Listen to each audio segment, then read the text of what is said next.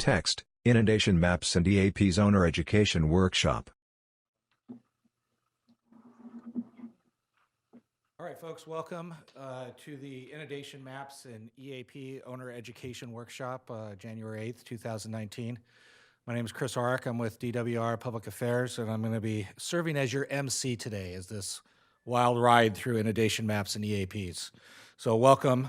I'm going to start off by introducing the Chief of the Division Safety of Dams at DWR, Sharon Tapia. Chris Arick leaves lectern and Sharon Tapia walks up. Thank you, Chris. I'm Sharon Tapia. I'm the Chief of the Division of Safety of Dams, and I want to welcome you here today. It looks like the weather gave us a nice break for this workshop today, and people didn't have to travel in the rain, which I know is around the corner this afternoon. I want to thank those of you in person and as well on the phone. We did this workshop almost a year ago in 2018, January, and we found it to be very beneficial, especially in partnering with Cal OES on this presentation, because this is a joint effort that we're doing together per the requirements in the water code. So after we had that first workshop, we felt it was very beneficial for the people attending it. We got good feedback on it. And so right after we walked out of that one, Kristen and I, who you'll be hearing later, we said, yep, we definitely got to do this again once we get our permanent regulations in place. And then we have everything solid going forward and be able to explain to people what the requirements are. So with that, I just want to thank you for attending, and I hope you find this to be valuable. Thank you. Thank you, Sharon. And as most of you know, this is a joint presentation with DWR's Division of Safety of Dams and the Governor's Office of Emergency Services. Just a couple notes before we have our speaker welcome us from OES. This is being webcast on YouTube, and it will be up there for people to go back and look at afterwards. We're also going to be accepting questions over internet, through email, if we could get it up and working. Right now, we're having some technical difficulty, so we'll give out that email address in a little bit. But before that, I want to have some welcoming remarks from the Governor's Office of Emergency Services and Julie Norris. Chris Arick leaves lectern and Julie Norris walks up.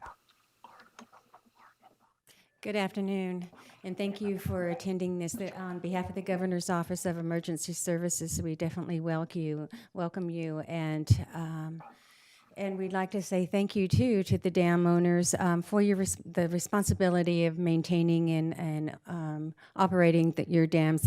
We know that is a huge undertaking, and we appreciate that, and we know that the service and the benefit that comes from the dams that you provide, and also the hazard and risk should those fail. And so in accordance with that, with the legislation, helping you and working through with you in the emergency action planning process. So today we'll go through that process and what it takes to facilitate that emergency action plan along with the inundation maps as well. And so we'll work through that. Since the last program or workshop that we've provided in coordination with DWR, we have also developed some tools, some great working tools to assist you. And so staff will come on board later on throughout this presentation to provide some guidance on those tools and work through the EAP process. So once again, thank you very much for being here, and we appreciate all that you are doing to maintain and operate your dams. Thank you very much.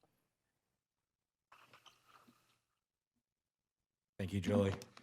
A little bit of housekeeping as well. Our agenda here, we've been through our welcomes. We're going to have a presentation from DSOD on inundation maps, followed by Cal OES coming up and presenting on the EAPs. Then we'll go to a question and answer. We'll have a panel up here.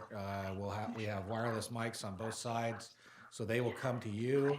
You don't need to come up here to ask your questions. We'll be trying to take some questions via email, and it looks like we're working out a work through that we'll have a new email address coming up that we'll tell you about, and we'll take questions from over there as well. So with that, we're going to pull up our people from DSOD to give a presentation on inundation maps. Chris Orrick leaves lectern and Kristen Martin walks up. Thank you, Chris. My name is Kristen Martin, and I'm a senior engineer with the Division of Safety of Dams. I've probably spoken with many of you on the phone who are online and here in person. And so the way that I organize this presentation is a Q&A format because I find that to be the most valuable. You have questions, hopefully we can provide some answers and some more information. And so my presentation will be focused only on inundation maps because that's what DSOD regulates. And then Cal OES's presentation will be on EAPs. So I'm going to jump right on in.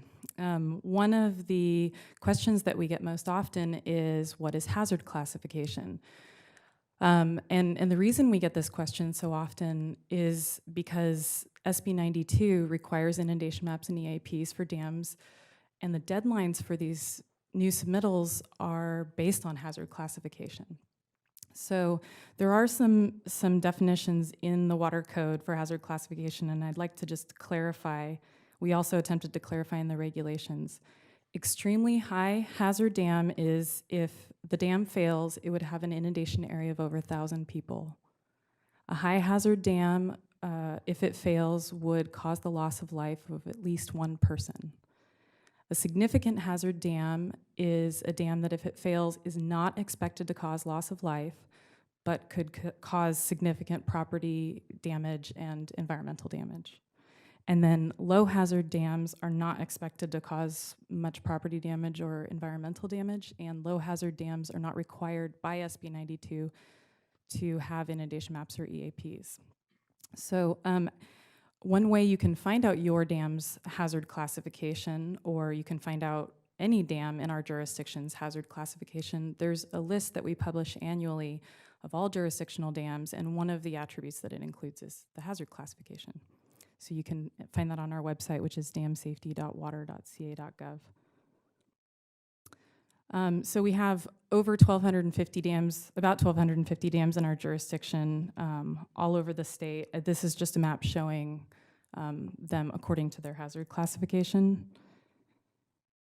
If you have a question about your hazard classification or would like to request a reevaluation of your hazard classification, if you think it should be different, you can contact your area engineer. The contact information is on the slide. We have handouts in the back, and also this flyer is available on our website. So how does a hazard reevaluation work? The process has been formalized in our new regulations. You send us a letter requesting a reevaluation, and you include supporting documentation about why you think it should be different. And then we will respond to you within 60 days. And there's more information in the regulations. The regulations are now updated in the California Code of Regulations online. There's a link on our website. We also have handouts of those in the back. So if you have questions, again, contact your area engineer. What needs to be on the map? Because our regulations have been changing a lot this year, we've had emergency regulations, and then based on feedback from all of our stakeholders, dam owners, the downstream public, emergency managers, we modified them. So this is different than the last time we had a workshop. The main components that need to be on an inundation map are the inundation boundary, the flood wave arrival time, the maximum depth, and the maximum velocity. Aerial imagery also needs to be on the map, and critical facilities, which are defined in the regulations. Those are facilities that are downstream that could be in the inundation area. The map needs to be stamped by a California licensed civil engineer, and formerly our regulations were prescriptive about how this information was to be displayed, and they're no longer prescriptive. So it's up to owners and their engineers how they want to display this information, as long as it's clear to emergency managers is useful during an emergency. Critical pertinent structures are required by SB 92 to have inundation maps. And SB 92 also added a definition about what a critical pertinent structure is, but there's still a lot of questions because dams have many different types of structures. So we clarified that in the regulations. So the first 3 bullets there, 25 feet or greater in height, impounds 5,000 feet of water or more, or DSOD determines poses a significant hazard. Those are all in the water code. And so I have some examples here: saddle dams, large spillways, gates on dams, if they meet the height or volume criteria. And then outlets and penstocks and other conduits can be considered a critical appurtenant structure according to if they pose a significant hazard. And the way that we're generally interpreting that is if there's a failure of those, if it would exceed the downstream channel capacity. And so if you're not sure if a structure at your dam is considered a critical appurtenant structure, you can contact your area engineer and we can confirm with you whether you need to make a map for that structure or not. What are the required map submittals? So a lot of people think that we need a hard copy of the map. We don't, and we understand that the way things work now is you have to reproduce these maps in many EAPs, and a lot of emergency managers and dam owners are accessing these things in GIS apps online. And so we recognize that, and we require a PDF of the map and the geospatial files, or the GIS files, so that it can be used in a map application. We also require a PDF of the technical memo that documents all the modeling assumptions, and then only one hard copy of the technical memo. And that's just for our review to make sure that we can review and approve the map. And then we have 2 different mailing addresses depending on what courier you use. Those are both also on our website. Our review process is very similar to our review process for applications on dams, which is that once you send your all your submittals to us, we send you an acknowledgement letter. We copy Cal OES so they know it's in our pipeline. And then we start our review by prioritizing the highest hazard maps. So for example, we're working on high hazard maps right now. And so if you submit a significant hazard map right now, we're gonna work through all the higher hazard before we start working on that significant hazard map.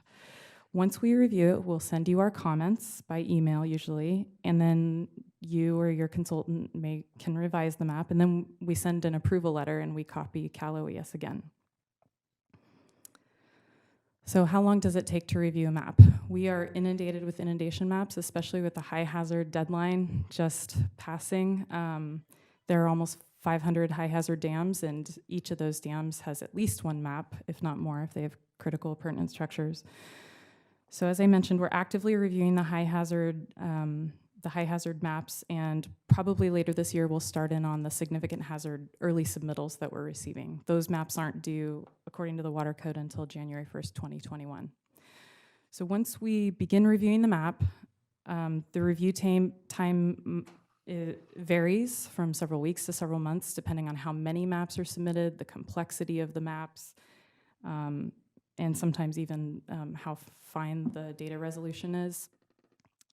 And so if you'd like a status update, you can email mapregs@water.ca.gov, or you can call our general number, which is 916-227-4644. One question that we get pretty often is, how much do these documents cost? We understand they're expensive for many owners. We did an economic analysis and discovered that the maps can cost around $25,000 per map. One of the big costs is that you need a licensed engineer to prepare these. It involves detailed hydraulic modeling, and that's per map. So if you have a dam that has 1 critical appurtenant structure, you need 2 maps. So we understand that the cost can be significant for some owners. EAPs, we've been hearing that they cost about $10,000 if you hire a consultant to develop them. We never did an analysis on this. This is just anecdotal, what we've been hearing from owners. But we also understand owners can make their own EAPs, and Cal OES's presentation after mine will go into more detail about how you could do that. And they have a lot of resources on their website also. I'll go ahead and take questions at the end. Thank you. So is there money to help pay for maps? SB 92 didn't provide funding to help owners pay for maps. Cal OES is administering some FEMA grants that may be applicable. For more information, you can contact them at these email addresses on the screen. I think probably it's also connected on Cal OES's website. And I think I'm expecting some questions on that later, so we can talk about that more during the Q&A panel. And then DSOD sent an email to owners, I believe in September, about some potential grant opportunities that we thought would be applicable. And so we'll continue to research grants as we hear of them and contact owners if we think it would be helpful. Another question we're hearing is, do the deadlines apply to maps or EAPs? And the deadline, the way that the statute was written by the legislature, the deadline is for EAPs to be submitted and must include an approved map. So you would need to submit your inundation map ahead of time, then get it approved, and then have the EAP developed and submitted.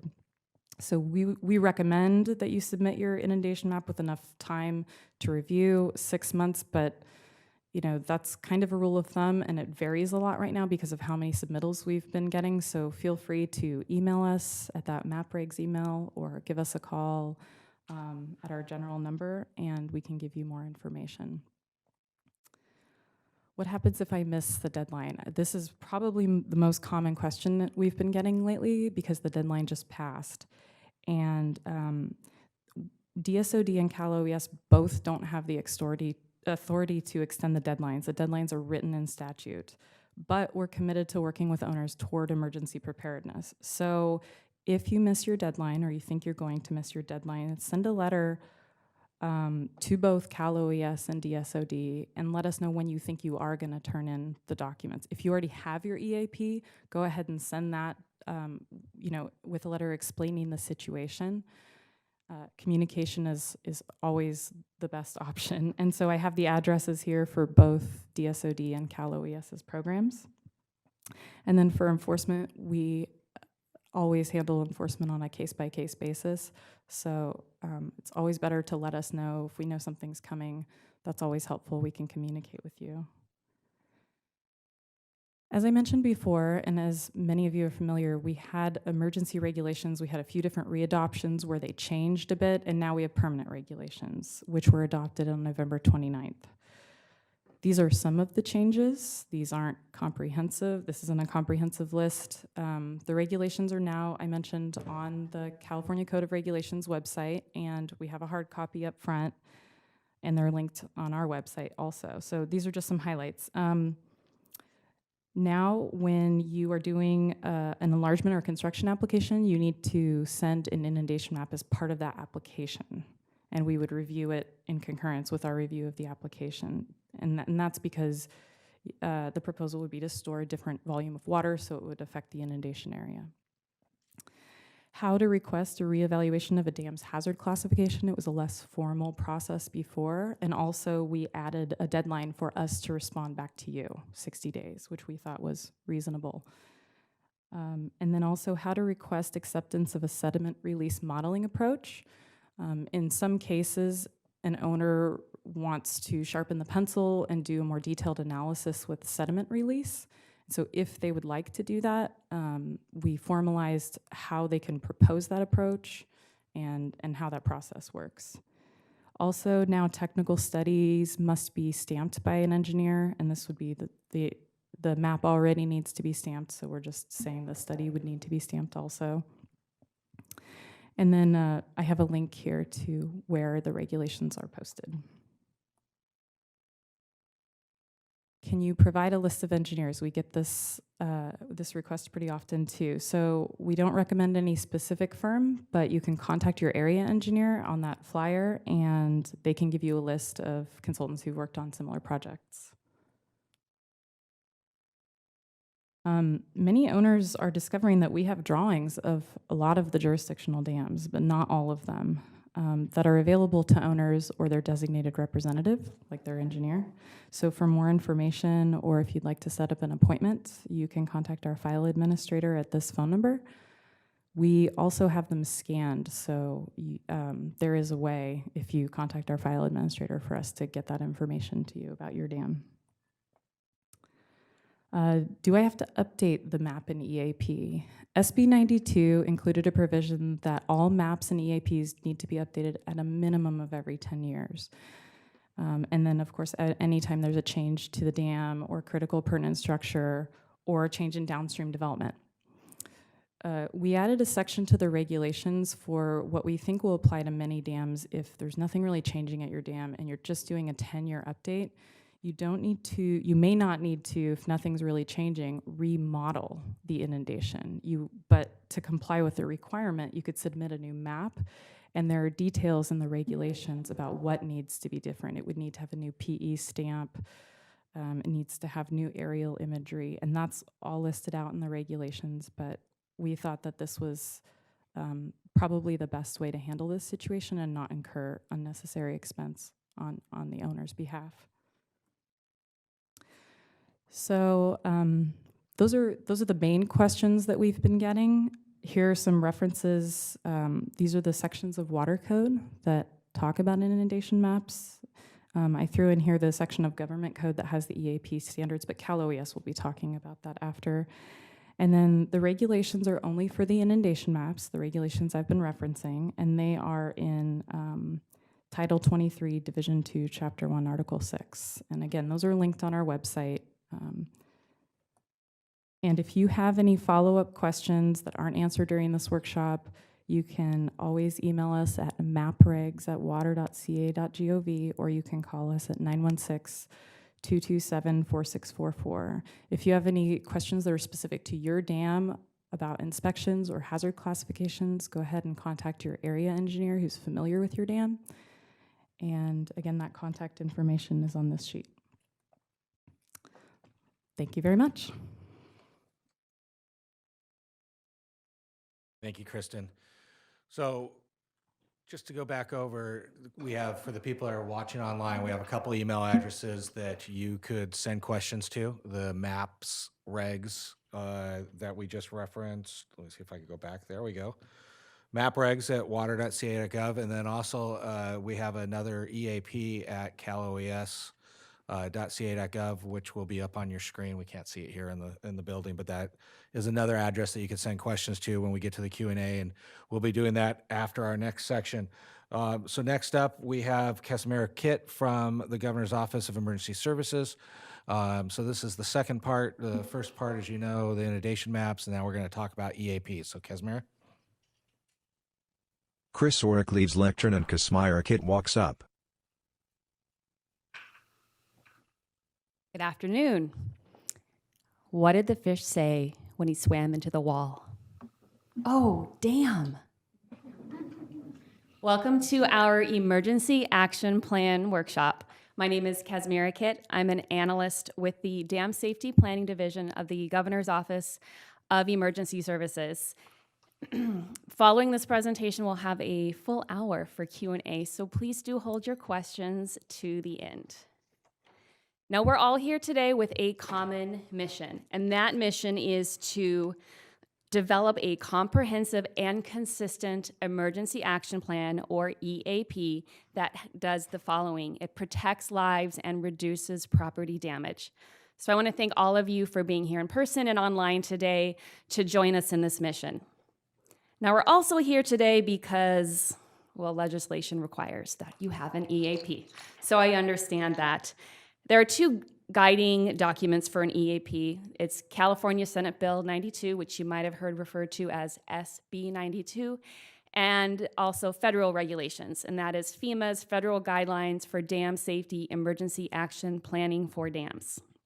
I would like to highlight some portions of the Government Code Section 8589.5 for you, since I doubt any of you want to go home and read through the legislation. I'm going to give you the Cliff Notes. So the three important things you need to remember about 8589.5 are, first, that it requires that your emergency action plans adhere to those federal guidelines, so the FEMA document. Second, it requires that public safety agencies be involved in the creation of your emergency action plans. And we'll give you some strategies on how to do that as we go through this presentation. And then third, the state requires an annual exercise of your EAP, and we will discuss what that involves as well. Kristen covered the water code well, so we're going to move on.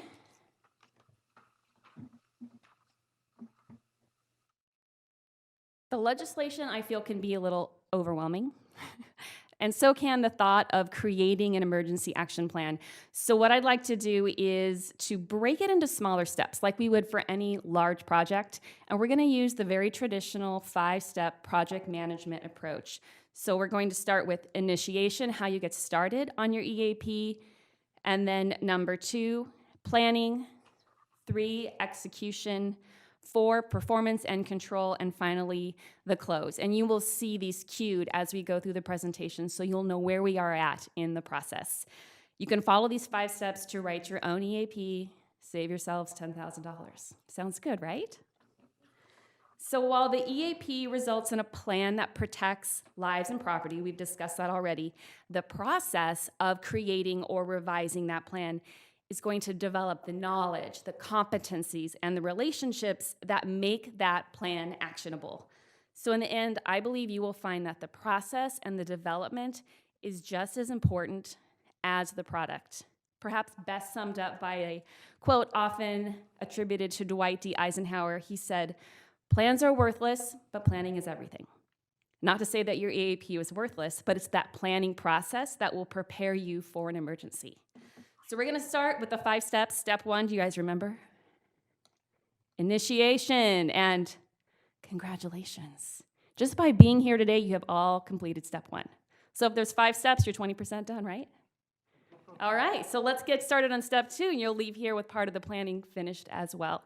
We'll break that planning into 3 segments. We're gonna talk scope, identifying the players, and the workflow. So we'll begin with the scope. Now, every dam is different. The areas downstream of every dam are unique. Therefore, the scope of every EAP will be unique. So what I'd like you to consider is who are all the entities, jurisdictions, and agencies that would be affected by an incident or have statutory responsibilities for warning, evacuation, and post-incident actions. So those might be upstream and downstream dams, the inundation area, local emergency responders, major traffic routes, adjacent recreational areas, or local utilities. By going through this scope exercise, that will help us identify our stakeholders and our partners in a dam emergency.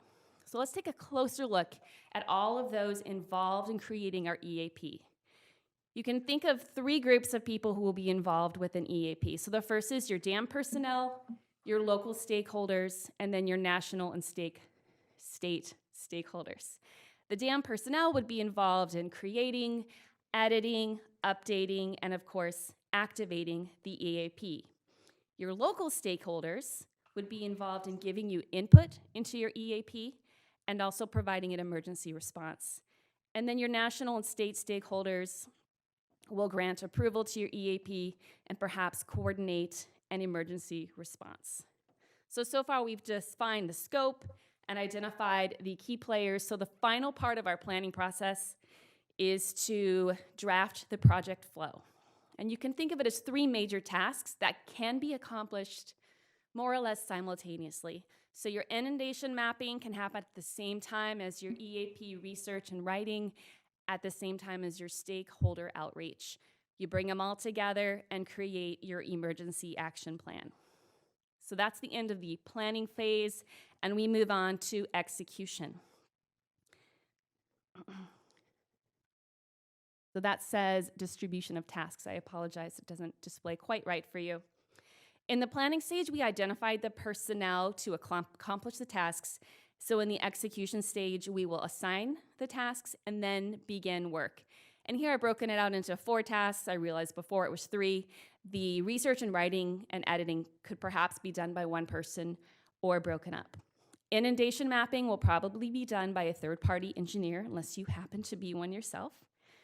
Outreach will cover a little bit more on the next slide, and then that researching, writing, and editing can be accomplished by 1 person or 1 group of people, or you can break that up.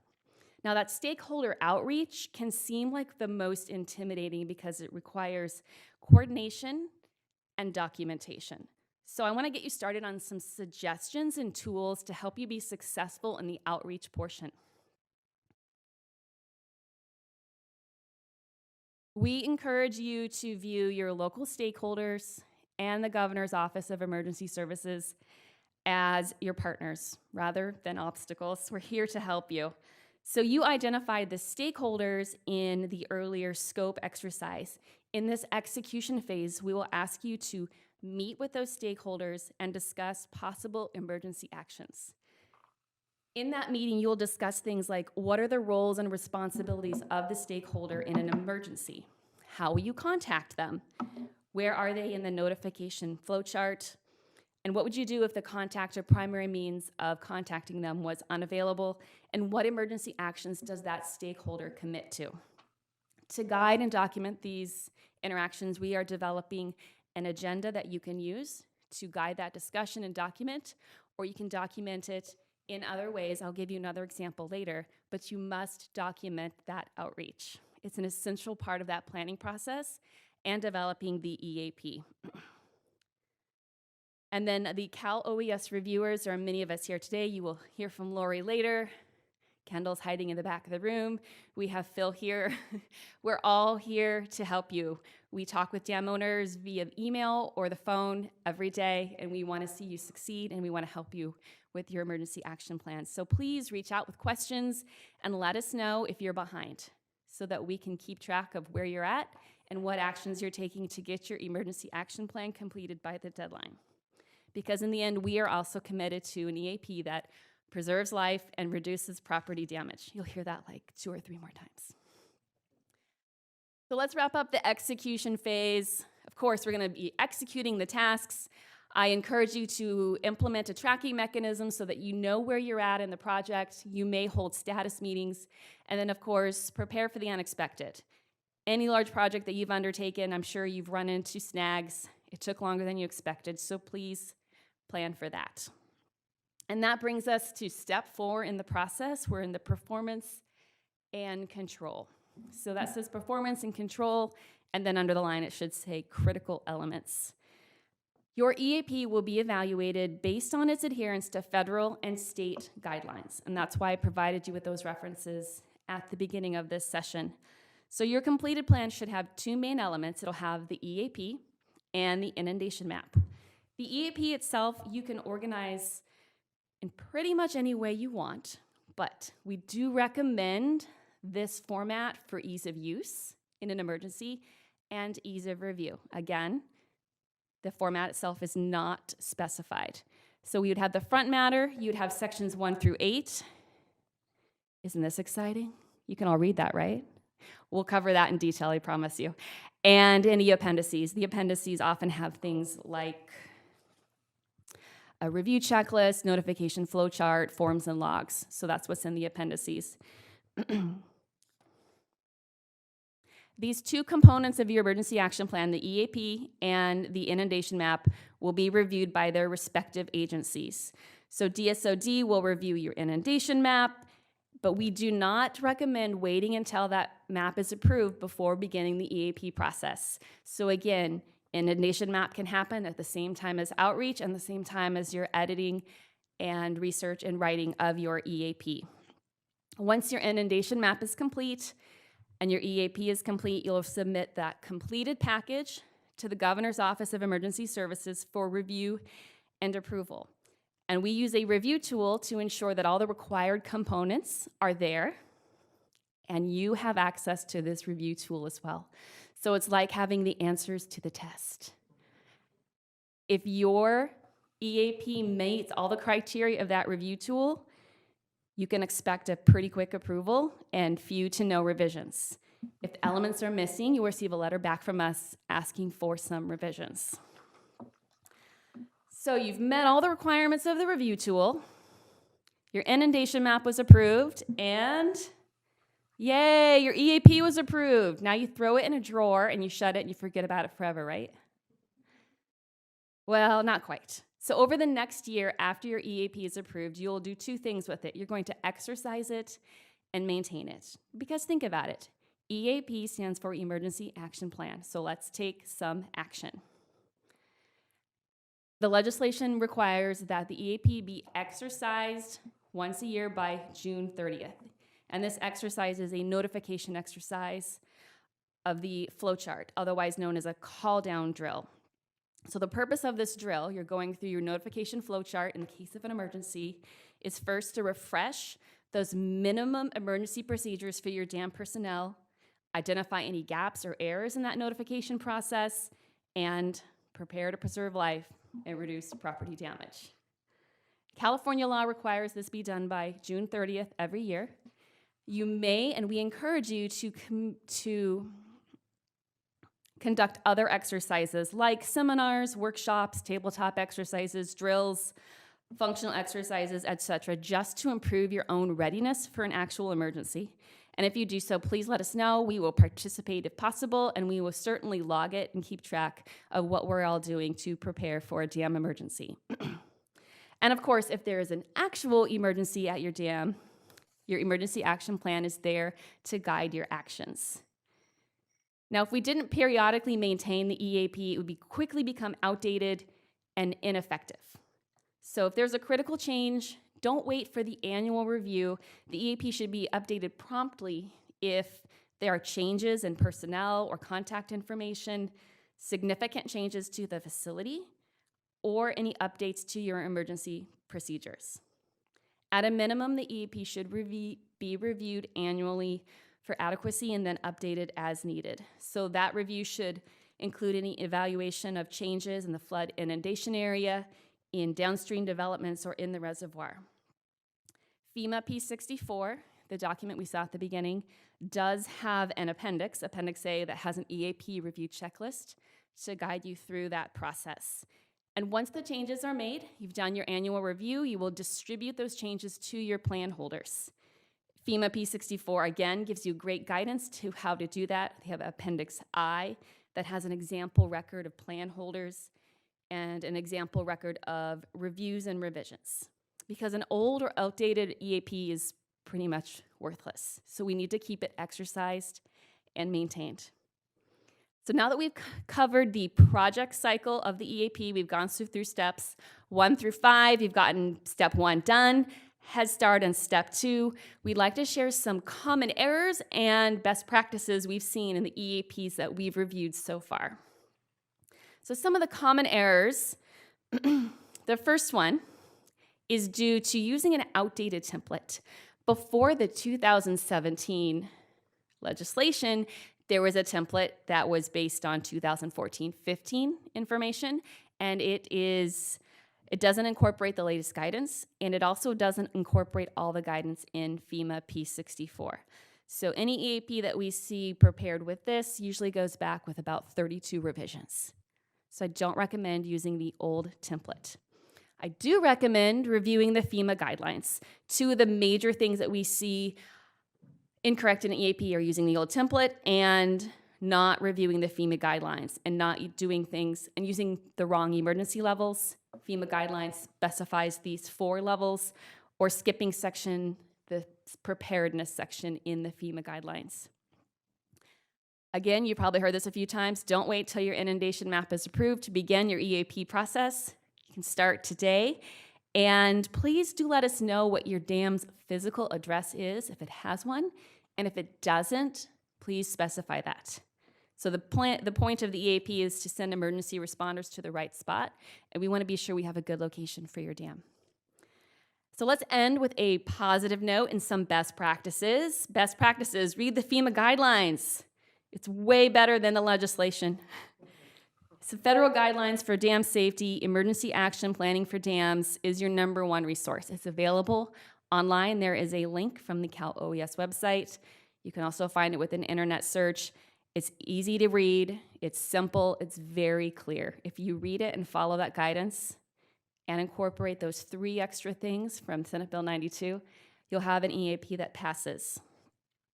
If you conduct a pre-review with our review tool, again, you will likely pass the approval process on the first try, and we strongly recommend you begin the EAP process before the inundation map process is complete. The research and the outreach portions do take some time. It takes some time to gather that data. It takes some time to meet with people and get their input. So while your map is in the process, you can get that done, and then you can incorporate any changes that your map determined into your EAP and put it all together. I'd like you to consider your fellow dam owners as resources. Exchange contact information. They're in the same boat you're in. They might be able to help you with things like an engineer or who helped them with their EAP. So please, exchange contact information before you leave here today. And then the remaining resources are on the Cal OES website, and I realize you cannot read that here. It says caloes.ca.gov/dams. And there we are working on the first two, a project flowchart to help you visualize the tasks that will be required to complete an EAP, how it all fits together, and a stakeholder meeting agenda, again, to help you guide those interactions. And the last three are up there now. We have the Cal OES EAP Review Tool, which we will cover in depth for you. I know you can't wait. The EAP blank formatting template, which is a shell that you can put your information in and be sure not to miss any pieces. And then the Santa Louisa sample EAP, which is an EAP based on a fictional dam in a fictional city, but it incorporates all these best practices. So if you learn best by seeing how somebody else did something, take a look at that, and you probably picked up copies of the review tool and the Santa Louisa Dam on your way in.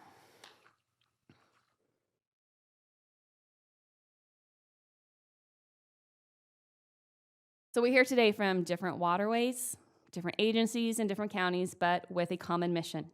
So we're here to develop a comprehensive and consistent emergency action plan. This last time I'm going to say it, you guys ready?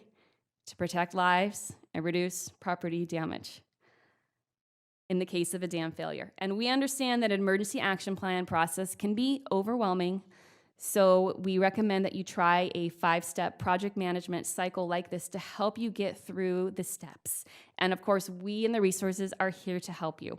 We're all committed to making California a leader in dam safety and making our communities more resilient.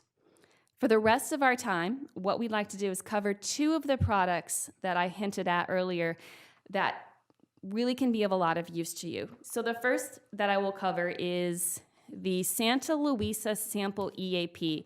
And if you pick that up on the way in, it's not obvious right away what it is. It looks like this. Yours probably doesn't say Casmira's copy, but it probably does say forward. All right, so this is that sample EAP that you can look at to see a best-in-class example of how you can create an emergency action plan that performs and passes the review tool. So I'd just like to highlight a couple things on this. And the first is the cover. So it's 2 pages in. It has a few of the elements we often see missing, but we want to see on the cover because, again, this is supposed to be an actionable document. We need to see right away, what is the name of the dam? Who owns it? What county is it in?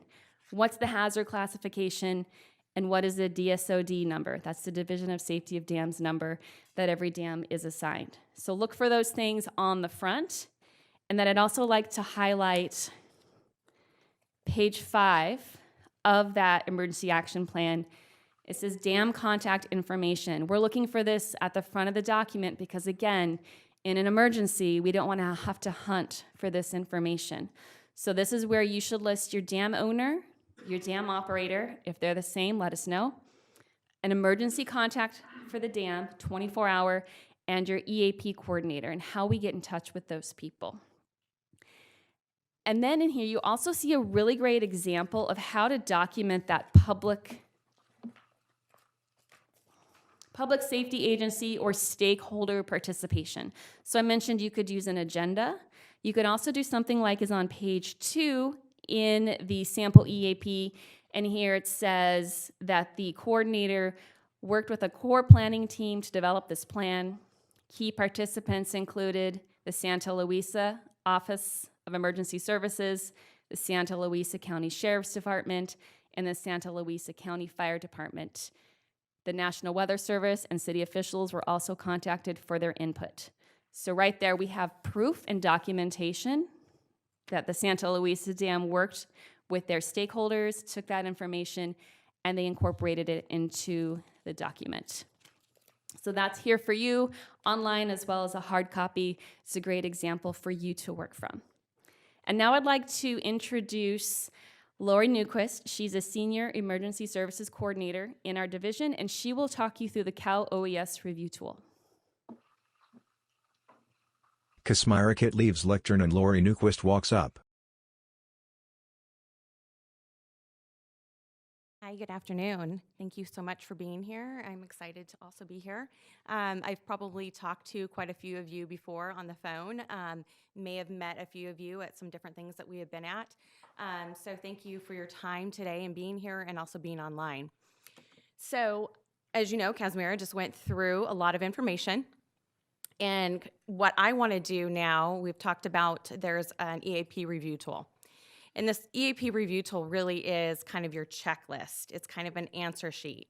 And this is really, really going to help you because, you know, the reason that we created it was because we want to make sure it's meeting all the statutory requirements and that we can provide feedback to you as well to help you create your EAP, make it better, and that, again, that you've met those requirements.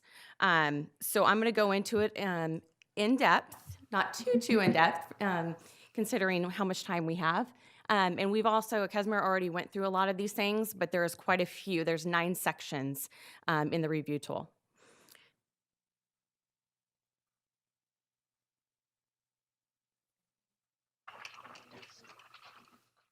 Oh, okay.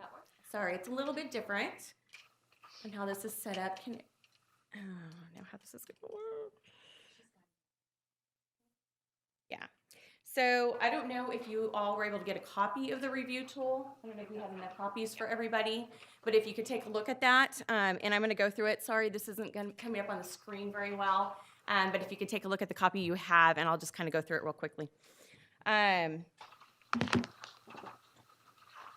So the first page of the review tool basically just gives you kind of a summary of what I just basically said and why we created this document. So what we're looking for on the front page is, you know, obviously some main information, some key stuff. What county, what city, the name of your dam, the date of the plan that you submitted. Thank you. And your DSOD ID number. If you have a FERC project number, we'd like that on there as well. We would like your hazard classification. Who's the owner? What's your name? Who's the what's your title? Your contact information, your phone number, your address, your email. So those are really key pieces of information that we need. We need to be able to contact you when we're reviewing these. At the bottom of it, you'll see we have a section for state reviewer. And that's going to be whoever is assigned to it from our section. So you'll have our name, our title, our contact information as well so that you can work directly with us.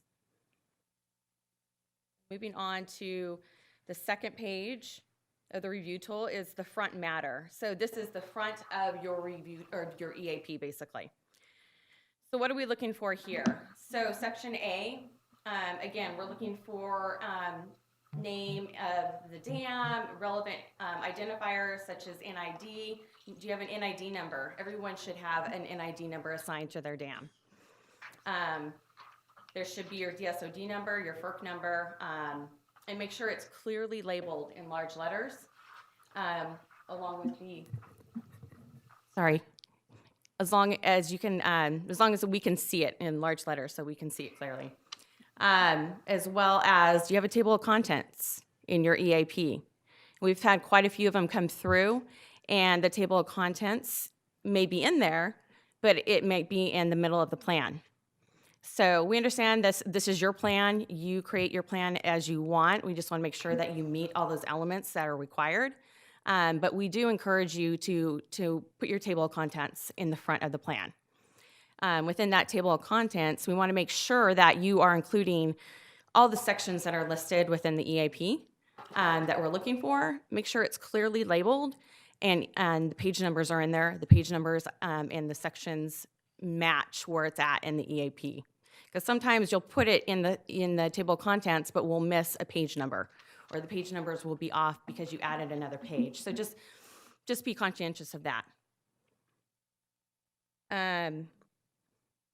Again, we're looking for, like we said before, we're looking for name and contact information, that it's clearly identified. Who's the dam owner? Who is the operator, the EAP coordinator, and is there an emergency contact? We would like for all that information to be on the front of the plan, but if you do not have that on the front of the plan, at least on the next page would be great. Moving on to section 1 is the introduction. And so is there a purpose statement? What is the purpose for your EAP? If you could provide us a little bit more information on what it is that your dam does, that would help us. So just go a little bit more in depth and kind of make this plan your own. The next one is our public safety agency's part of the development process. And Kazmira already kind of touched on this a little bit. Are you working with your local emergency managers? Are you working with all those who would be involved in an incident if something happened? We encourage you to reach out to them and work with them regularly. But again, there's no requirement for them to do it. Sometimes they may not be able to be there for everything, but we do ask that you document that you have reached out to them.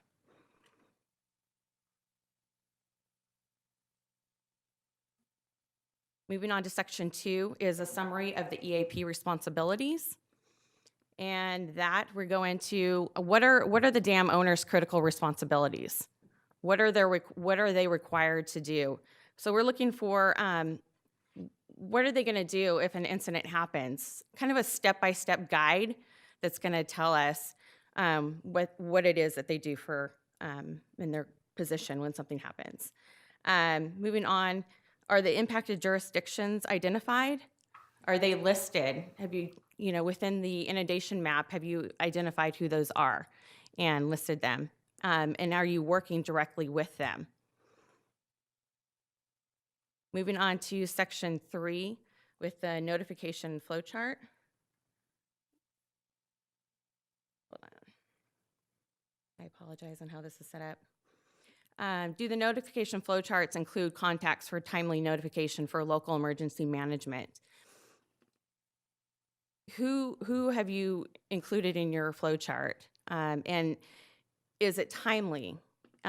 What we're looking for is 3 to 4 contacts at a time per agency who's listed. Is the Cal OES State Warning Center listed? And what we ask too is sometimes the duty officer will be listed for our southern region or inland region or coastal region. And we ask that you don't include them because we need a 24-hour contact. So that would go directly to our Cal OES Warning Center. The next one is, do you include a primary and backup communication system for your dam owner communication with first responders and key stakeholders? So that's really important. We want to make sure that there's backup communication. Who is your backup? Is that a 24-hour contact? Is there a phone number? Is there an email? So we want to make sure there's at least 2.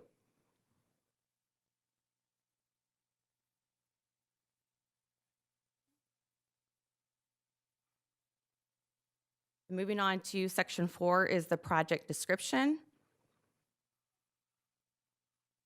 Have you identified what your project description is? What are we looking for? Location of the site, the upstream, downstream dams, communities. Who's going to be affected by this if there is an incident?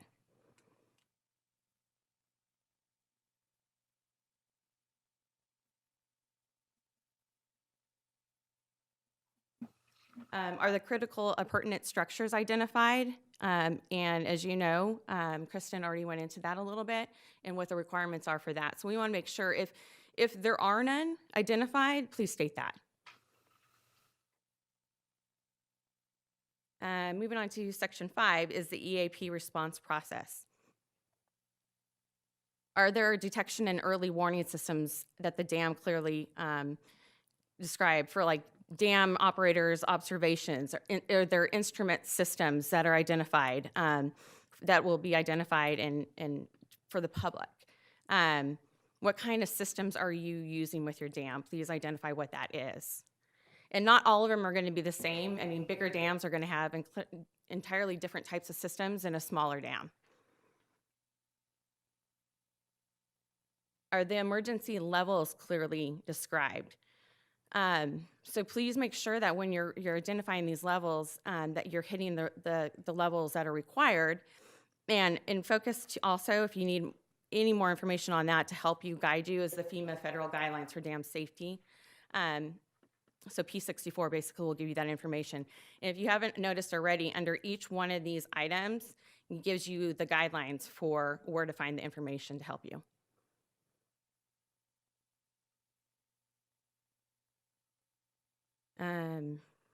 Moving on to the notification procedures on how to use the flow charts and the alternate contact table. Is there an alternate contact table? There should be, because just in case, what if the first contact isn't available? You want that to fall to somebody else, maybe a second, a third. Just make sure you have an additional page in there that provides that information.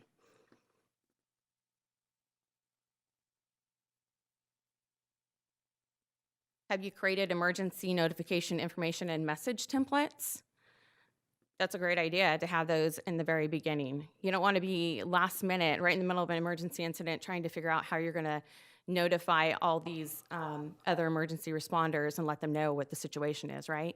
You want to make sure you have those already identified in the very beginning, so when you make that phone call, it's quick and concise. Are there steps listed for the termination process? And who is going to be responsible for the termination process? Is there a process for follow-up on how the plan was used or lessons learned? Are you going to complete an after-action report? Are you going to do a hot wash? Are you going to create something that is going to be, that you can meet with all those key people that were involved in the incident and work with them on best practices? What went right, what went wrong? How can we make this better? Moving on to section 6 is general responsibilities. Are dam owner responsibilities included in the plan? Again, we want to make sure that you identify the responsibilities for each of these people who are going to be instrumental in handling the incident.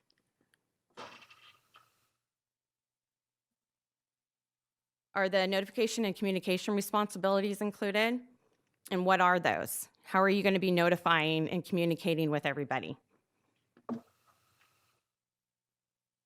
How are you going to handle the evacuation, and who's going to do it? Who would be responsible for doing the evacuation? It's not the dam owner, it's going to be the local law enforcement. It's going to be the sheriff's department, right?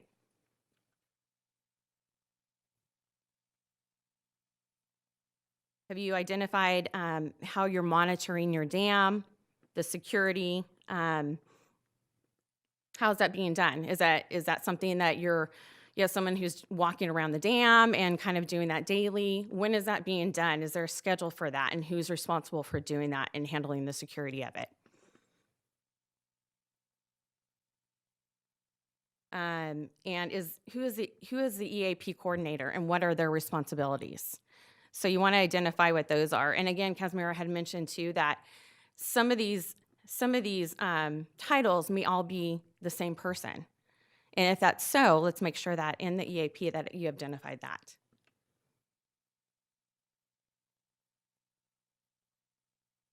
In section 7, we go into preparedness.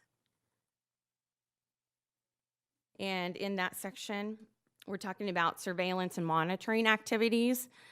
Again, that's the same thing. You might have a system that does that for you, or you may, again, have somebody who's just walking around and identifying if anything's going on and monitoring it. So either way, let us know how you're doing that.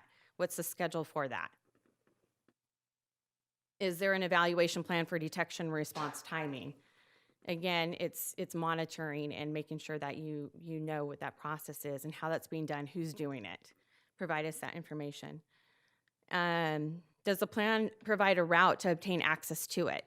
I'm sure there's a route to get to it, but what if that route is blocked because of the incident? Is there an alternative route? So we want to make sure we know what that is.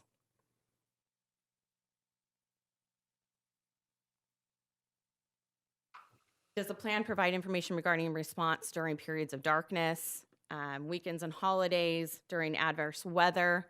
All those things are key, especially given the type of incident it is and what time of year it is. We want to make sure that we know whether there is somebody who is monitoring it 24/7, and are they doing it during those periods of time? Is there alternate sources of power identified? What happens if the system goes down? What happens, are there backups, generators or anything like that? What's gonna happen if the power goes out? Who is that gonna affect? Are contact information for emergency supplies available? Have you identified that in case of an emergency that you can quickly contact in case you need that information, you need those supplies? Have you worked with them and established that? Maybe even have a backup to that as well. What about supplies, maybe resources and equipment, maybe already on site? Have you identified maybe that? Because some of these dams may already have some of that available, and so that's important to know.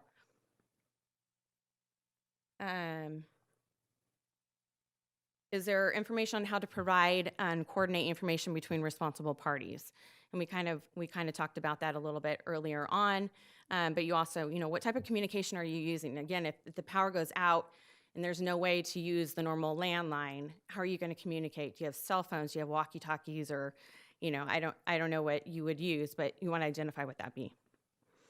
And have you identified that you will be handling an annual notification exercise? Is that in your document? And how are you going to be doing that? Is it going to be a tabletop as well as the annual notification call out, which is the requirement, but what kind of exercises are you going to be doing? Do you already know what type of exercises you're going to do and when you're going to do them throughout the year? Who will be invited to those? And then kind of going into public awareness measures. How are you reaching out to the public to let them know in case of an incident, how they would handle that? Where would they go? What would they do? So it's just making sure that you establish some type of public awareness, working maybe with a local PIO, and identifying that communication, doing workshops and things like that. Who's going to be updating your EAP and revising it, and how often? And the distribution. Make sure on the distribution as well that all plan holders that this goes to are also the same ones that are on your flow charts. So you want to identify who's on your flow charts, who you're contacting, and make sure this EAP is being distributed to every one of those as well.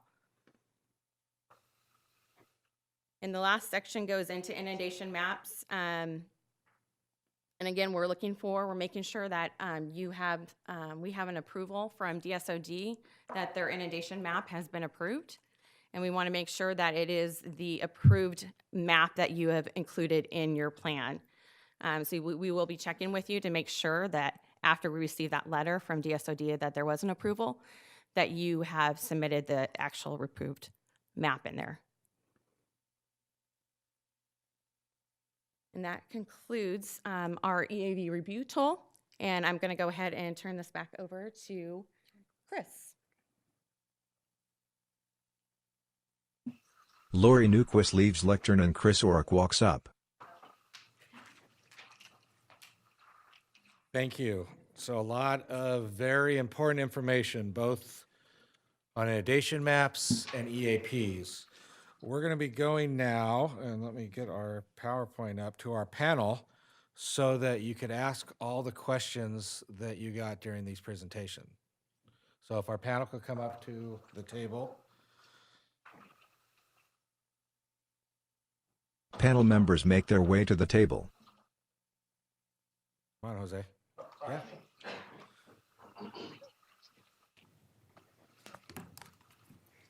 So for online, once again, we have, it should be on the screen, there's two different email addresses that you could send to. You could send to mapregs@water.ca.gov, that's mapregs@water.ca.gov. Or you could send to EAP@caloes.ca.gov. Once again, EAP@caloes.ca.gov. I am going to have our panel introduce themselves, and then once again, we have microphones on each side. We will take some questions. I know we got some questions in online already. We'll take a question from there and then question from the audience and kind of rotate back and forth. So we'll start with Jose, if you can introduce yourself and let us know what you do and where you work. How's it going? My name is Jose Lara. I work for the California Governor's Office of Emergency Services, and I'm the Chief of the Dam Safety Planning Division for Cal OES. Hi, my name is Khalida Fazal, and I am with the Division of Safety of Dams. I am an engineer in the design branch who's been working on developing the policy for our inundation mapping regulations, and it's a pleasure to be here. And I'm Kristen Martin. I'm a senior engineer with the Division of Safety of Dams. I work in the Reevaluation engineering branch, and I've also helped develop policy for the inundation maps with Khalida. So for questions, if you have a question for a specific person, just please address them and let us know who you'd like to answer. If not, then the panel could decide who's the best person to answer it. We're going to start over with our online. Do we have any questions to start us off? Okay, so the first question is, we submitted the EAPs, including the inundation maps, before the deadline. However, the inundation maps are still pending approval from DSOD. Is there anything else we need to do while waiting for approval of the inundation maps from DSOD and EAPs from Cal OES? I'll go ahead and take that question. We understand that there are many dam owners in this situation because, as I mentioned during my presentation, we've been inundated with inundation maps, and so we're working our hardest to review and approve inundation maps according to the regulations. So to answer the question, no, there's nothing else you need to do. The agencies communicate with each other. And so Cal OES understands that we have a backlog and that we're working through it. But if you have questions about the review status, you can contact us. Your area engineer would be probably the best person to contact. And then, Jose, do you have anything to add to that on the EAP end of things?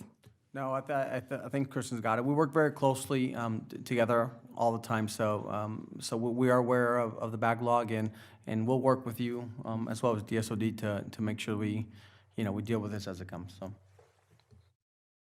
Questions for the audience? If you want to raise your hand, one of our staff members will come out with a microphone. I think it looks like we have one right here. Oh, sorry. Yeah, it's all right. I'm gonna move on to this thing. So the regulations, you said the deadlines are based on the EAPs. I guess it's a similar question. Then if they're not approved, I heard that Cal OES won't look at the EAPs until the maps are approved. Is that true? And should we still submit the EAPs? So the legislation requires that the inundation or that the EAP be based on an approved inundation map from DSOD. So we are unfortunately able to review most EAPs unless it is a pre-existing EAP from March. Is it 31st or 1st? March 1st, 2017. Okay, from March 2017. So let's assume that it's not a pre-existing one. We are unable to review it. However, I don't want that to be the reason why dam owners are delaying the development of an EAP or the updating of an EAP. We want you to begin working on it now. Our office is here to assist you, and the planning process does take more than a month or two to develop. You have to make sure that you do public or outreach to not only the public safety agencies, but generally the community around the dam. So there is a few steps that you can begin working on immediately, so don't delay. You know what, we're not telling anybody to not submit it, especially if you have a deadline that is upcoming or past. We'd rather you begin working on it, updating it, working with us, submit what you can. We may be able to review it in advance of the actual, formal review, just because we may have that opportunity. Or we may be able to give you some guidance in the meantime, even though it may not be a formal review. We'll still continue to work with you so that by the time you're able to formally submit it and we're able to actually review it, your EAP's in the fast track because you've already worked out all the kinks. So, Jose, just let me clarify. I think what I heard from some of the speakers is, don't wait to not put in your EAP because the map hasn't been approved. Go ahead and submit your EAP while the map's being approved if it's already done. Also, don't wait to start your EAP until your map's approved, because there's a lot that needs to be done with the EAP while you're waiting for the map to be approved. So they could go ahead and submit it with the map that they've sent to DSOD, and you just wait for that approval letter from DSOD before you formally finish up the process. That is correct. Online questions. Okay. So the next question is, the EAP template provided on the Cal OES website has many blank pages. Are there any additional resources available to assist in developing an EAP? Yes. So the Santa Louisa sample that has been publicized on the Cal OES website, and you go to caloes.ca.gov/dams, that will get you directly to our website, does have the quote-unquote Santa Louisa sample. Now, we say sample because we don't do templates for EAPs. Each EAP, each emergency action plan, should be tailored to your individual dam. And of course, because dams are, there's such a spectrum of dams, they couldn't possibly have one template that covers everybody, right?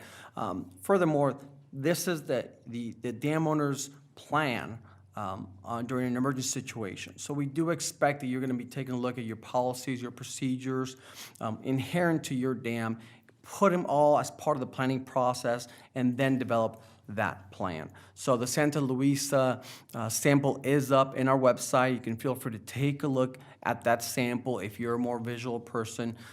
However, if we do see the fact that somebody carbon copied it and just slapped on, Jose's dam on top of that, we're gonna maybe take a second look at that EAP. I also want to make sure that it's stated that an EAP's planning process is commensurate to the actual dam itself, right? If you have a 50 or 500 acre dam versus a 500,000 acre or 500,000 acre feet dam, well, the planning process should look a little bit different, right? You are gonna have a bigger footprint. You may have to work with a few more public safety agencies. There may be a little more detailed aspects to your dam. So we also want to make sure that we make note of that, because I don't want a small dam to feel that there is a requirement to have a 10-inch binder, and I'm exaggerating, 6-inch binder, like some of the other larger dams in California.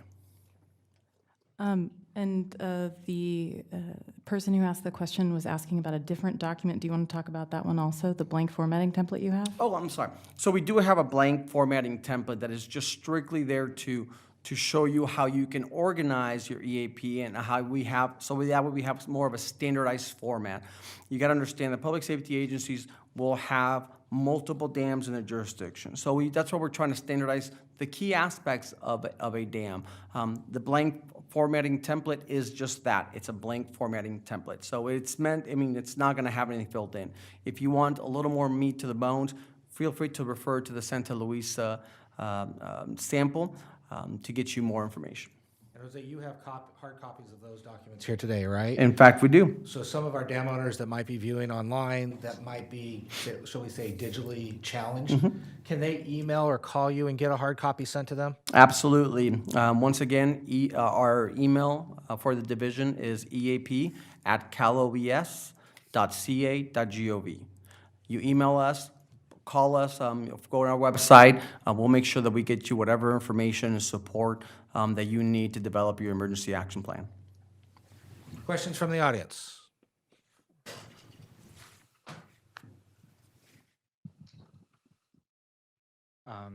Hi, my name is Leonardo. I have a question regarding the notification flow charts. I see that in the Santa Luisa example, there are two different flow charts depending on the emergency level. I'm aware that there are 4 different emergency levels. So my question is, do we need to have one notification flow chart for each level of emergency? I see in the Santa Luisa, they combine 2 emergency levels with one flow chart. So how does that work, or what is the suggestion regarding about it? So the notification flow charts mirror the emergency levels.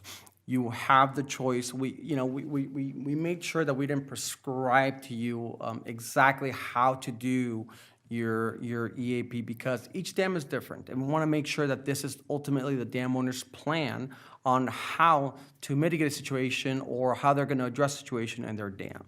So you have the option as a dam owner to either combine certain flow charts that may make sense. High flow and non-failure emergency are pretty similar for a lot of dams. For some dams, they're a little differently. All we really ask is that you do what's right for you, that you make sure that you contact all the public safety agencies that are required, and the rest is up to you. Question from online. We typically perform annual call-down drills for our FERC EAPs in the fall of every year. I do not recall seeing the June 30th deadline in the regulations regarding the drills and exercises. Is there any leeway in performing the drills based on the calendar year versus the California fiscal year? In addition, are there any templates or samples that can be provided about the annual exercise? So I'll answer that question this way. As long as you do it once a year, you can generally pick any date as long as you're consistent with it. We have to go off of the state fiscal year because that's when the execution of the legislation occurred. So that's why it's a July 1st to June 30th or 31st, whatever it may be. But as long as you pick a date and do the call down drill every single year around the same time, you'll meet the requirements of the legislation. With regards to tools and resources, we're currently building a little bit of an exercise toolkit to assist dam owners in performing this exercise. However, ultimately, it's not a high bar to meet this requirement. You have to exercise the notification flow chart. So you have to make sure that you're doing that once a year, calling every single individual in your flow chart. Now, you can understand the importance of that, right? If there is a phone number that's been disconnected, if there's a new person in the game, you want to make sure that you are learning that during an exercise and not during an actual event. So we want to make sure that the goal is still kept in mind, right? Shake hands, introduce yourselves, know who the players are within your jurisdiction if there were an incident that were to occur. Jose, I heard her mention FERC in there, the Federal Energy Regulatory Commission. Do they supersede, do they have any type of requirements that might be more than what we have here for the state that our dam owners need to keep in mind? Certainly, FERC has a lot of requirements that go above and beyond what the state requires, and we always work with FERC regulated dams to make sure that we don't double hit them, right? A lot of the requirements that FERC already has will meet the requirements of the California legislation. In fact, that was the thinking behind some of the clauses within this legislation. So by all means, we always ask for FERC regulated dams to work with us directly, give us a call. We'd be happy to walk you through some of the requirements that will meet both the state regulations and FERC. Questions in the audience? Andy. Yeah, but we're recording. We want people online to be able to hear you too, so we'll bring you a microphone. Concerning doing the emergency action plan yourself, and you decide you're going to get up and you're going to go into town and try to contact the people that are going to be you're going to be contacting if there's an emergency. And for me, I'm in Placer County. I think I have a fairly small dam. It's on our private property.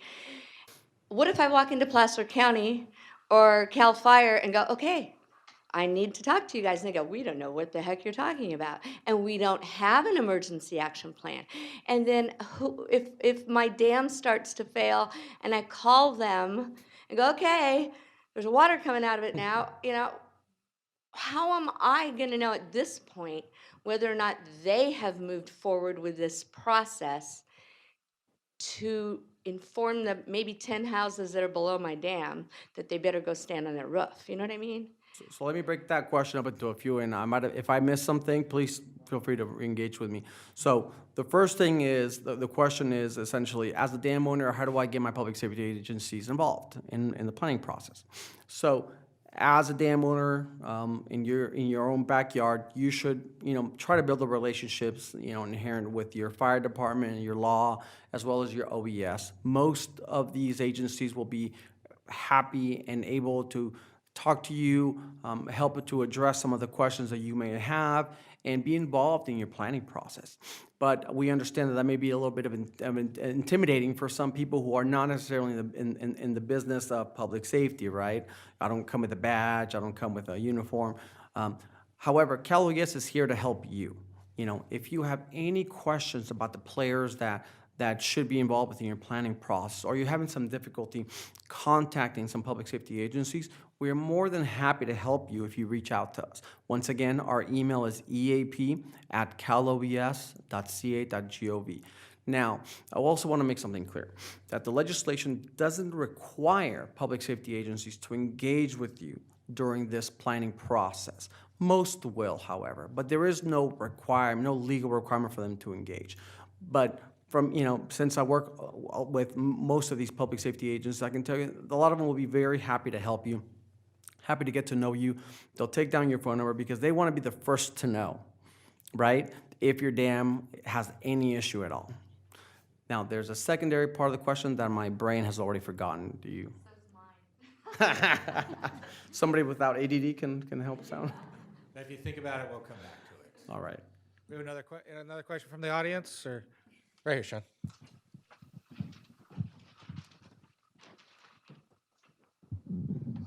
I might be the only one in the room that didn't know that the regulations had been adopted on November 29th. So was a notification sent out, and I just missed it, or how would we know that? You didn't miss it. We haven't sent it out yet. So what we wanted to do is we wanted to have FAQs up online and some additional resources rather than just hitting all the owners with the new regulations, especially since it was November 29th, right before the deadline for many, many owners. And we have a clause in there that continued before from the emergency regulations that allows us to approve maps that are substantially compliant with the regulations. So we just got the FAQs up on our website, and we're going to, this workshop was also kind of part of our outreach to inform owners. So you didn't miss anything. Online question. This is back similar along with the FERC question. For dams also under FERC jurisdiction, which already had requirements for EAPs that have been approved and accepted, would they be considered acceptable by DSOD and Cal OES? So that's not quite a yes and no question. The FERC guidelines are P64 compliant for the most part. I still haven't been able to find a really good example of how, or an area where they disagree. So if you have followed FERC guidelines to the T, you will be 99% of the way there. I just can't 100% certify without looking at your dam. However, you are very close to meeting all the requirements within the federal guidelines for dam safety, emergency action planning. But it's hard to say yes outright. However, in our experience, most FERC EAPs that have come to us have a significant less requirement for revisions. I mean, we're talking about significantly less. So if you do have particular questions about your dam, please reach out back to us. We'd be happy to take a look at it if you haven't already submitted it and get back to you on it. But I definitely think that the FERC regulated dams are way ahead of the curve. Kristen, before you jump in, just real quick to clarify though, if they've had an EAP approved through FERC, they still have to go through the state process. Yes. And I'd like to add one main difference between federal rules and the state requirements are that California requires maps for critical appurtenant structures, and FERC doesn't. So that would be probably the biggest, most obvious difference, I would think. So if your dam doesn't have any critical appurtenant structures, there may not be any substantive differences. We attempted to write the regulations so that they were consistent with FERC. I think that's all I wanted to add. And I'll just add that FERC also requires the sunny day failure as well as the storm-induced failure to be superimposed and submitted with your inundation map submittal. DSOD requires just the sunny day failure as a minimum, although you may submit a storm-induced failure in lieu of your sunny day failure map. So if you follow the FERC guidelines and model both a storm-induced failure and a sunny day failure, then that would meet the DSOD and FERC requirements. I'll just add one more thing. The FERC requirements that she's talking about, I don't think we've referenced that document yet during this workshop. That's called FEMA P946, which is the federal guidelines for inundation mapping. And that's, I think, on our website. Questions in the audience? Anyone? No, we'll go back over to online. Tying back into the appurtenant structures, the next question is, our inundation map was approved, but we may have erroneously not included an appurtenant structure. What should we do next? I think from DSOD's perspective, we would want you to contact us immediately. Zay, do you want to talk about the EAP? I mean, assuming that this is only related to the inundation map, I'll defer to you guys. But obviously, within the EAP, we're going to be looking for not only the dam failure model, but also the critical appurtenant structures, because we do physically look at if the footprint is different than the main footprint of the dam, because that may change the planning assumptions that you may have to take for the emergency action plan. So to follow up on that, you would contact your area engineer and you can confirm whether or not a structure is a critical appurtenant structure. Next question, are the inundation maps and EAPs published? The owner is asking because they may not want to include private residents' phone numbers as contacts if this is the case. So the way that SB 92 is written, the inundation maps, once they are approved, must be made publicly available. Right now we're doing that on our website. But SB 92 also says that nothing in the legislation means that the EAPs need to be made publicly available. So Cal OES is not publishing EAPs at all. That's not something we're actively doing. We have another question in the audience right here. No, right up front here. Sorry. How much should the critical appurtenant structure part be integrated into the rest of the emergency action plan? Like in terms of emergency level determination, because in the past it's kind of like everything is in the context of the safety of the dam and not the CAS. So I think that's very dam specific. If your critical appurtenant structure poses a threat, then the planning process has to be done independent of the dam. If the channel where it's going to be, or the footprint of the critical appurtenant structure is different. So meaning that if I don't know how, nobody knows any. Let me see. So if the critical appurtenant structure will go in the main channel, well, it's only going to inundate an extra 100 feet, right? Let's assume that it's right next to the dam itself. That's no big deal. We'll look at the maps and say, hey, the planning assumptions will not change because the critical appurtenant structures are not, on the opposite side of the dam. But if your dam were to have a critical appurtenant structure on the opposite side of the dam, let's just say a quarter of a mile away, half a mile away, and it's going to inundate an entirely different channel before it links back up to the main channel, then we will expect for you to have done your due diligence to identify if there's another jurisdiction there, or if there's houses there, is there a golf course, whatever it may be. Is it a different city, county? Is it, so we want you to make sure that you've thought about that and that you've included that as part of your planning process. In general, so we'll verify that. However, most dams do not have that, whereby critical appurtenant structures is a completely opposite side of the dam. Does that answer your question? Okay. The next question is if you can clarify what needs to be submitted in the shapefile or GIS format. There seems to be a little bit of confusion on the boundaries. Yeah, thank you for that question. It's a very good question. So we have a few sections in the regulations that address the geospatial file submittals. The first of which is the reporting standards section of the regulations, which describe the projection information for the geospatial files. And the format of the rasters and the vectors. As far as the geospatial files go, the submittals section of the regulation, section 335.14, require the inundation boundary vector file to be submitted.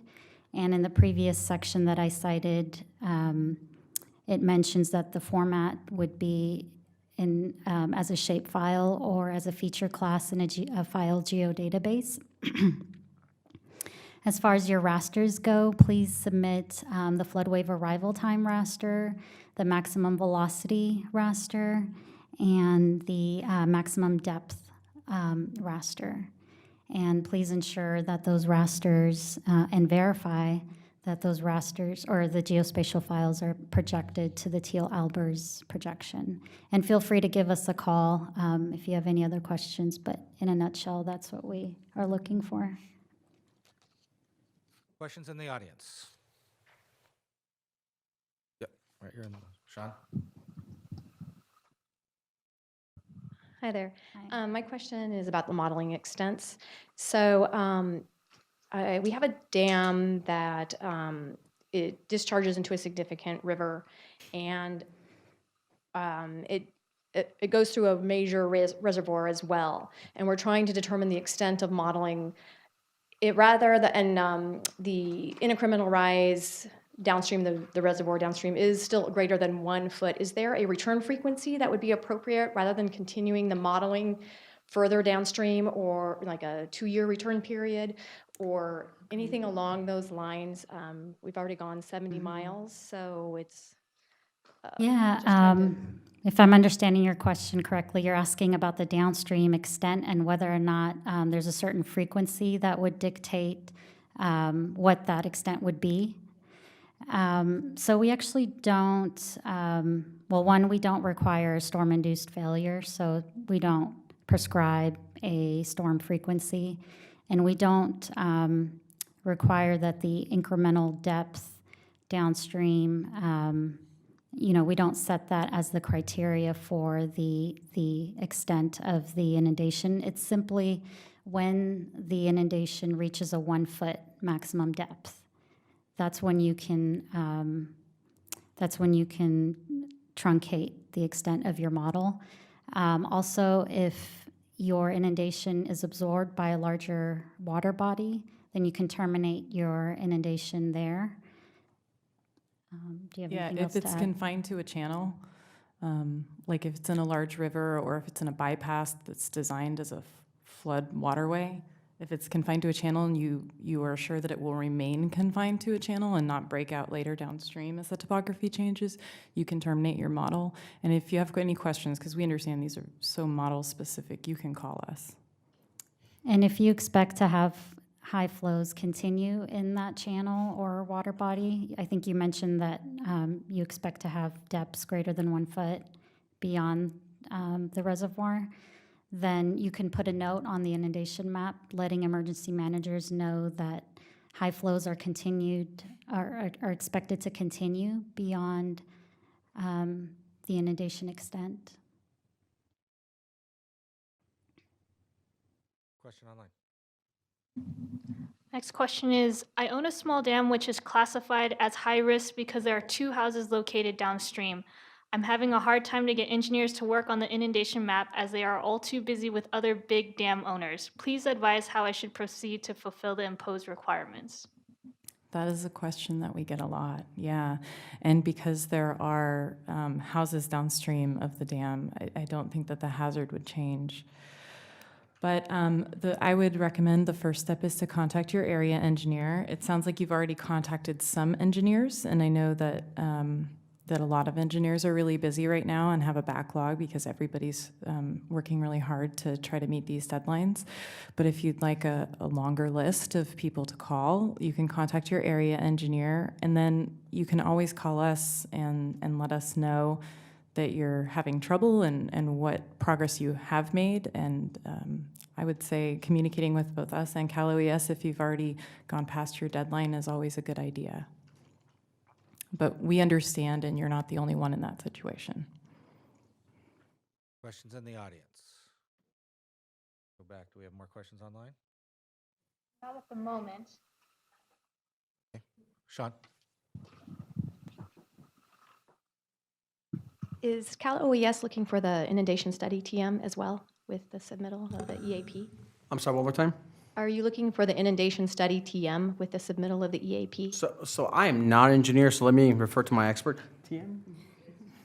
The technical memorandum. There we go.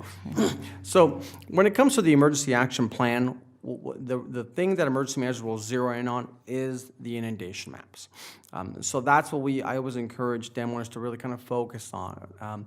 I don't want to speak on behalf of all emergency management, but I can tell you that a lot of them probably won't be looking at the inundation study.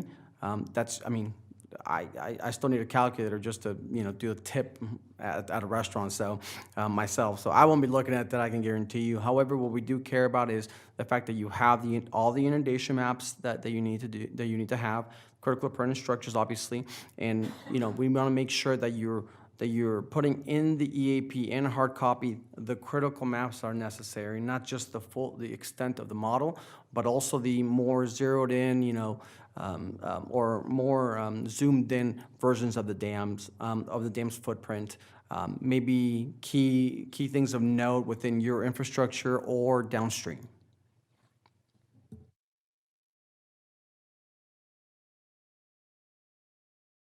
Okay.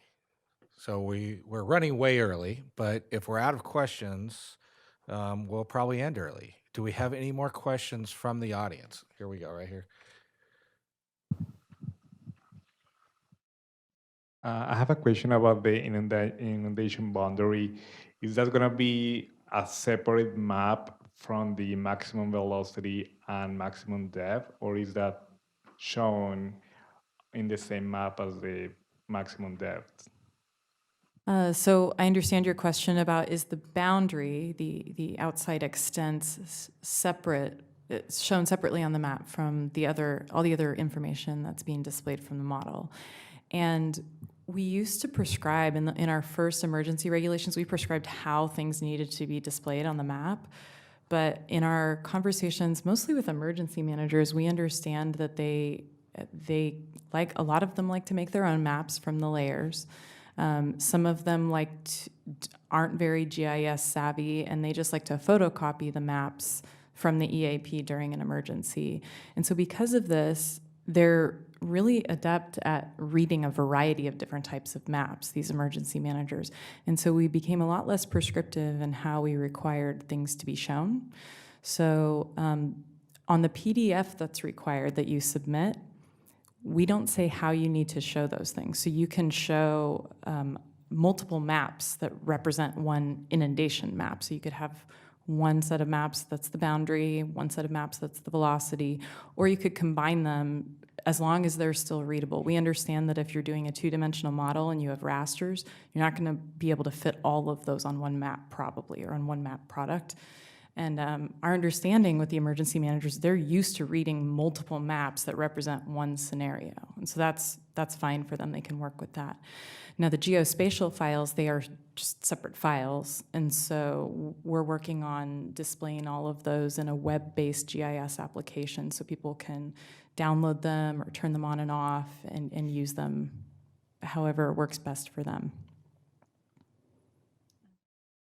So I'll jump in real quick. This is an excellent opportunity for dam owners to work with the public safety agencies. There's nothing wrong with going, knocking on your fire department, police, Office of Emergency Services at the county level and asking them, hey, what are you looking for? What would be helpful to you in an emergency? And they can work hand in hand with you to tell you which maps they would prefer to see in their EAP. And I'll just add, for the GIS file submittals, we are looking for a separate inundation boundary vector file, and that's separate from the rasters for the maximum depth and the maximum velocity. Was that getting at the core of your question? Okay. Additional questions in the audience? Yes.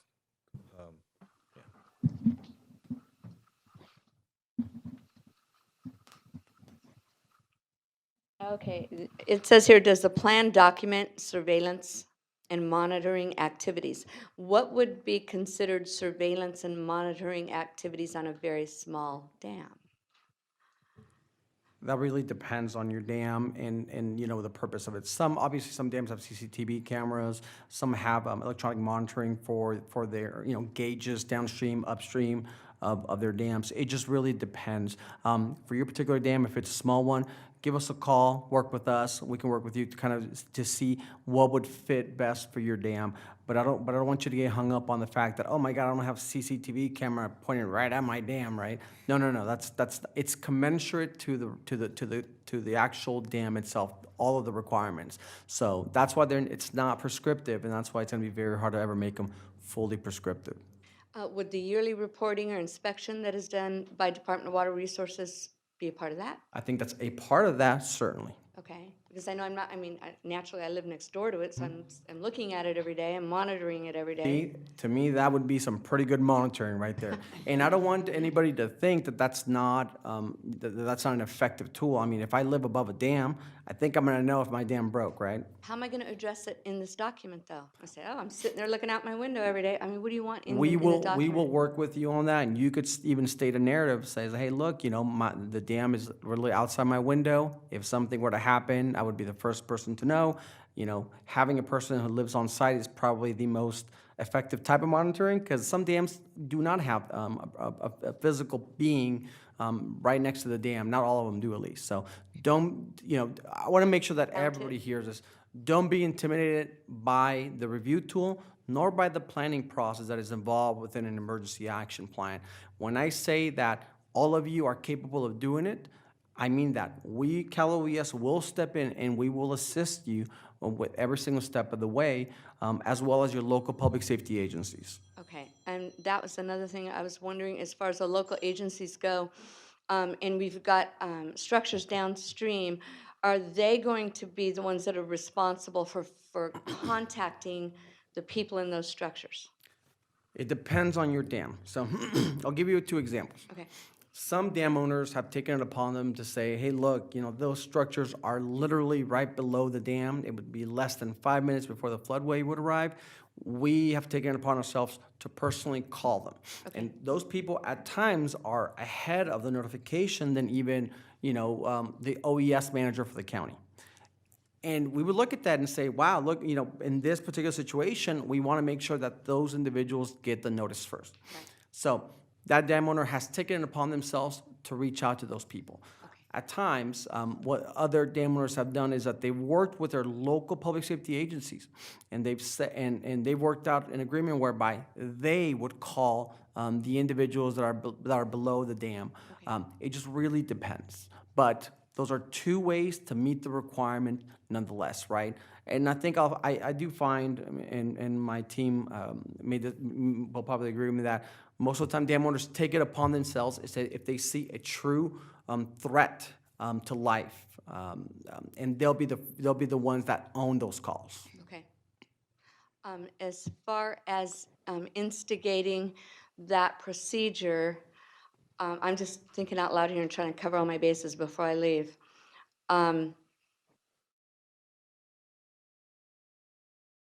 No, I think I've got it. Okay. The darkness thing. Does it provide information regarding response during periods of darkness? I'm looking at my dam and thinking about my situation. I wouldn't even know how to address that in an EPA, EAP. I mean, what are you guys looking for in here? I mean, it's on private property. It's, I can drive across it all night long. What do you want? I don't. So one of the things that we're looking at is, for example, if there was going to be some sort of an issue with your dam that wasn't quite an imminent failure situation, whereby how are you going to monitor it during periods of darkness? Is there, you're going to go out there with one of those big old, road lights, or you've got to have a plan. It doesn't mean that you have to have on-site, headlamps or something. That's not what we're saying. But we want you to think about that. Say, if this were to happen, how am I going to be able to see my dam, at night? Okay. That's kind of what we're thinking. But once again, we can definitely work with you to find some solutions, particularly for your dam, if you give us a call. Okay, sounds good. Thank you. I want to address another question that I'm not sure if it was yours on the phone that we didn't answer with regards to putting personal information on the EAP flow charts. Every single phone number that you receive as dam owners from public safety agencies or even a private dwelling is all personal information, right? The EAPs are a safe place to put that because they're only released to individuals who have a need to know within your public safety agencies. So I want to make sure that that's clear, that make sure that you do a comprehensive notification list for anybody that you think needs to know. And I think that all the information will be safe.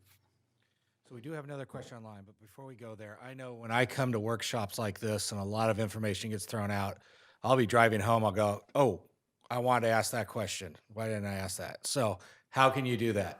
Well, as you see on the screen here, and we've talked about these emails multiple times, you could email us any questions to either DSOD or to Cal OES. DSOD questions on the inundation maps go to mapregs, MAPREGS, at water.ca.gov. EAP questions to EAP at caloes.ca.gov. Both the websites are very easy to find. DSOD is damsafety.water.ca.gov. Cal OES is caloes.ca.gov specifically for dams, /dams. So feel free, as you're driving home, you think about, wait till you get home because we don't text and drive. Give us an email if you think of something, and we are more than happy to get back to you with an answer right away. So we have another question that came in online while we were waiting. And Yes, so the question is, I have visited the Cal OES website and noticed the revised date was July 2013 regarding the FEMA requirements. And they want to confirm, is this the most updated? I'm pretty sure it is. In fact, no, it is. It is absolutely, the 2013 version is the most updated P64 federal guidelines for dam safety emergency action planning. Yes. all right, any additional questions before we close? Well, I just want to thank you all for coming out. I know this is very important to you as dam owners.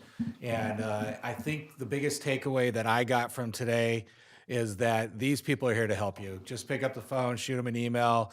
They will walk you through any question you might have, both in your maps and your EAPs. They're here to help you. So thank you for our panel and for our presenters earlier. On behalf of DWR's Division Safety of Dam and the Governor's Office of Emergency Service, once again, thank you for coming out today, and enjoy the rest of your afternoon. Thank you. Screen fades to black.